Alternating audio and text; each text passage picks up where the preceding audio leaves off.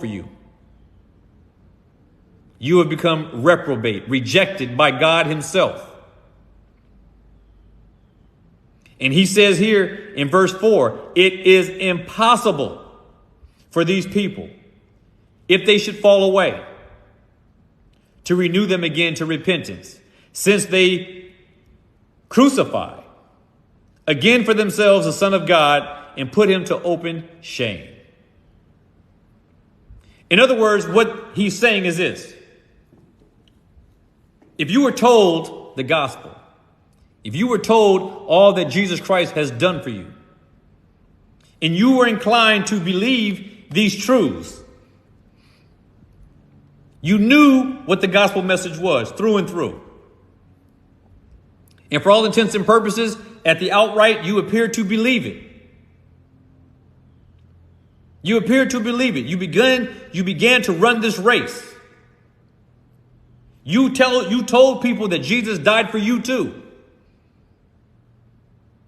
Only for some time down the road,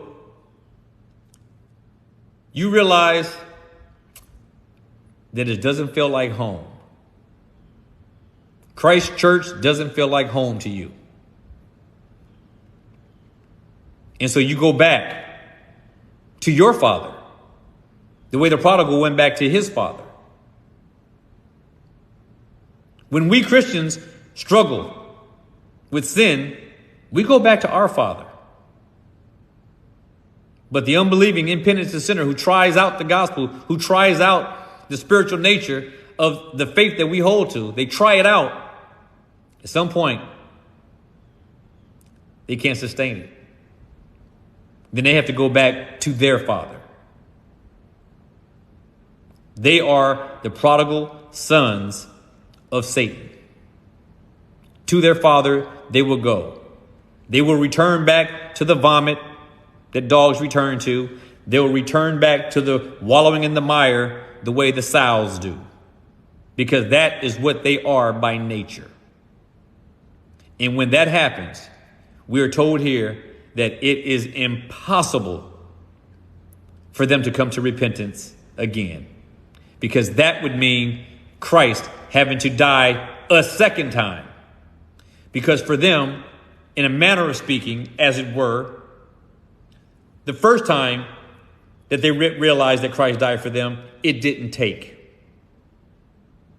And we all know that everyone for whom Christ died will see glorification, will see justification, will see Christ in his person. And they will go into eternity with him and all of his people, like me and you.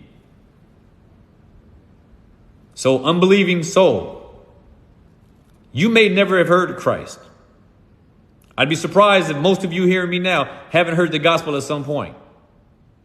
If you've heard it, and you went to church, you went to a Bible study, you went to a prayer meeting, you once assented to the things of the gospel and assented to their truth. You attested to their truth. If you turn around after you got on this train and you asked to get off because you want to go back to your father, the devil, understand something. There's no coming back. There's no coming back. And to the believer, I want to encourage you, if you already believe, to continue to believe, lest you be found to be one of these people. Do not be found to be one of these people. Stay faithful to the Lord. He will keep his promises to you. Just endure. Just endure until the very end. And to everybody, be provoked and be persuaded. And may God bless you all.